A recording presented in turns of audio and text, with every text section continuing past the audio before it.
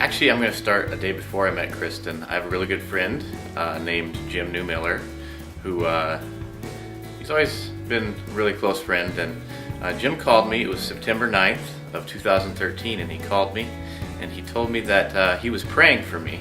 He said that he was praying that God would send a woman into my life. And just so happens the very next day that I was at a ministry called Downtown, which Crew along with New Song Church was doing about a block from my house, and met Kristen there.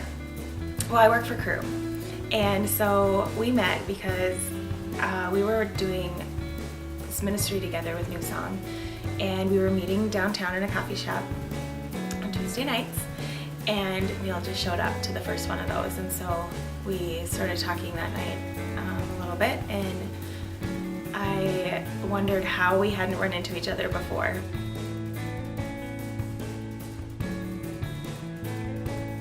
First off, thought she was beautiful. Just really didn't know. I went over and had a short conversation with her, and she shared with me some of her experiences overseas, and really was intrigued and wanted to get to know her better. I don't think I've told him this, but I remember him walking in and thinking, and he sat down by another girl, and I remember thinking, like, well, of course, like, he is tall and good looking, and he looks like kind of my age, so of course he's taken or like interested in somebody. And so when he came to talk to me, like, I just remember him being like, he was brave enough to talk to me, or like didn't think it was strange to start a conversation with a stranger. Yeah, I just remember being impressed by that too, like, just easy to talk to.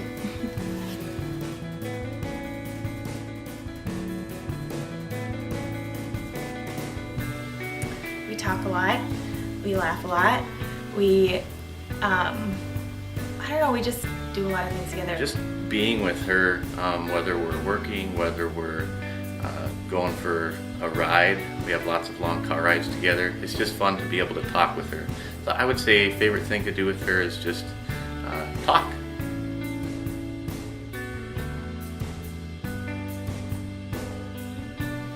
I think that he is a very generous person. He gives me a lot of, he gives me some things, but he also gives me a lot of time, and that is a big thing to me.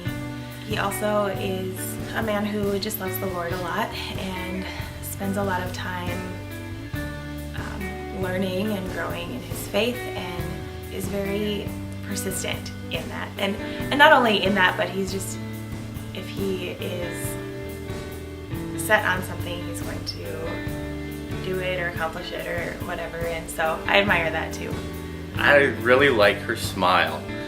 That was one of the first things that really attracted me to her. She just always has a big smile on her face and just seems like a lot of fun, and as I've got to know her in the last year, she is a lot of fun. I really appreciate how she always encourages me and is always trying to love me well, and I really appreciate just her love that she shows towards other people.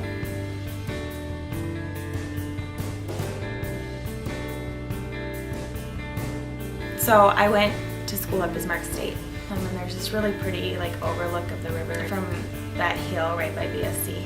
And so we actually went up there because I had talked about it a little bit, but we didn't ever go there together before. And so we went up there and we walked around a little bit. All of a sudden he told me he had a confession to make, that we weren't actually going to go look at rings. And then he got down on one knee, and I have no idea what he said. I was just I'm like, oh my gosh, this really is happening. And I said yes to whatever he said. I'm sure he asked me if I would marry him. I proposed to Kristen below the Bismarck Community Bowl, that little place there where it kind of overlooks the river. We had been talking about possibly getting married for a while, and had gone ring shopping for a little bit, and actually told her that we were going to go ring shopping again, and kind of surprised her when we didn't really drive to the jewelry store, but instead drove to a place overlooking. She had told me in the past that that was one of the places when she was a student at Bismarck State that she would go and just sit out there, and loved looking over the river, so I thought that was a good place to do it.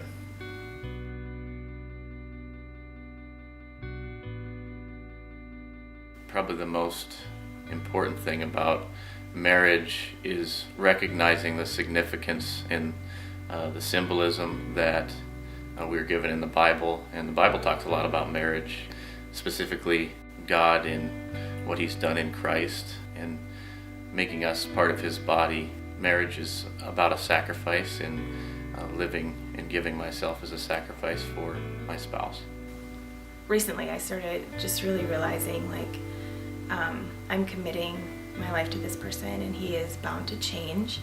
And so marriage in my mind is a lot of sacrifice and a lot of learning how to love and what that means. And it points us to Jesus in that He has loved us so completely in our weakness and in our failures and in our hurting Him, and He continues to pursue us. And so I think marriage means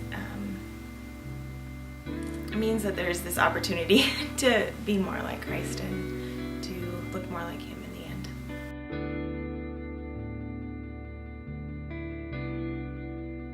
end. Love, for me, I think when I was younger, I used to think that love was a lot about a feeling that you got.